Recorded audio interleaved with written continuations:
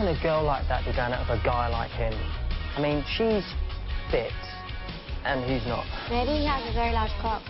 The main two past projects I've done as feature films, the first one was called In Between Us, which was a super micro, no-budget film shot on an XL1 about the British university experience, which I was lucky enough for Universal to pick up.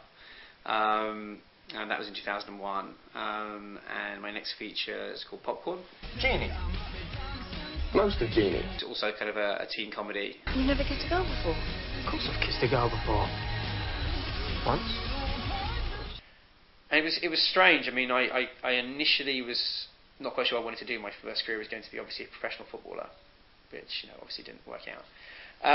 So I had to go for plan B, and for a while I was thinking about this idea of being a copywriter, and this was kind of the late 80s, and two major problems happened. One, I met people in advertising and just didn't feel I kind of fitted into that world particularly, and I also looked really bad in a ponytail, which you kind of had to have as a copywriter in the late 80s, and my hair looked really bad. I don't find myself mentally challenged by this job, but I'd like to be mentally challenged.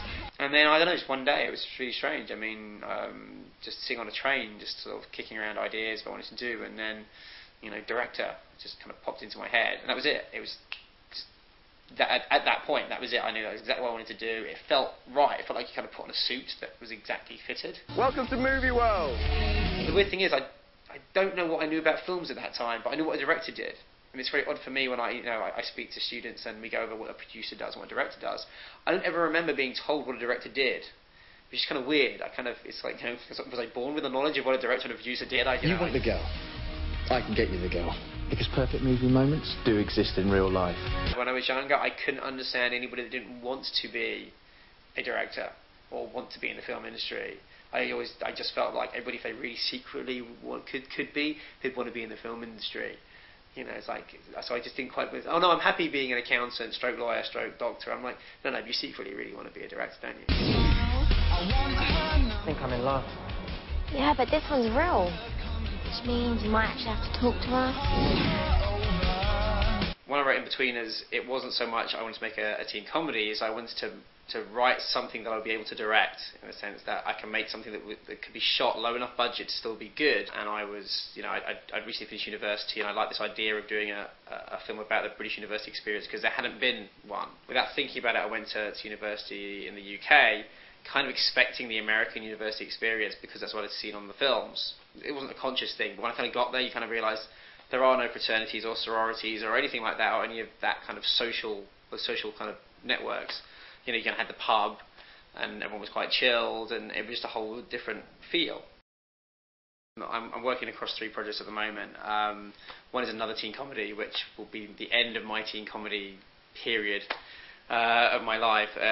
Oddly enough, it's not the only things that I write and I make, but they're the ones that seem to be attracting the finance. So at the moment, I'm seen as a teen comedy director. And then there's Katerina. There may be 3 holes, you only get to use 2. Suki. Suki. Danny. Suki. Suck my dick, you dirty whore. And there's two other script projects which are close behind that teen comedy. So hopefully they'll be one after the other. That's the ideal, but it never in the independent film world, it never works out as you plan. So you kind of write what you're passionate about, and the order in which they get made just depends on trends and who's got money at any given time. Boy A likes girl A, but girl A likes boy B. Girl C likes boy A.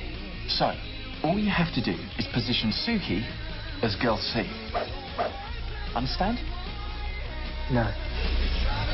But when it works, it's kind of like magic. I mean, that's the only word for it. I mean, for me, the first kind of part of the magic of, and as presented as it sounds, I mean, I really, it does give you kind of chills, is when you've written something and it's the first read-through from the cast.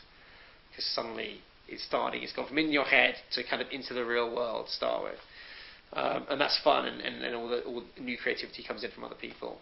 And the second thing that I think for me is kind of the next thing on the path of the great things about being a writer-director is the very first edited scene.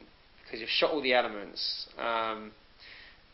and they're you've done the close up, and then you can hear the yourself say cut or whatever, and that's it. But it's that first time you cut that first scene, so it becomes this hermetically sealed little world. It's the first time you've made a world.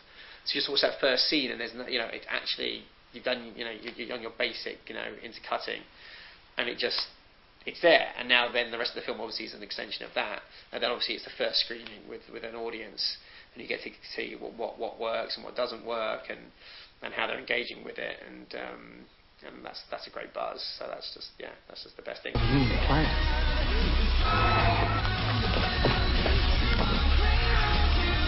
Got to play doctor.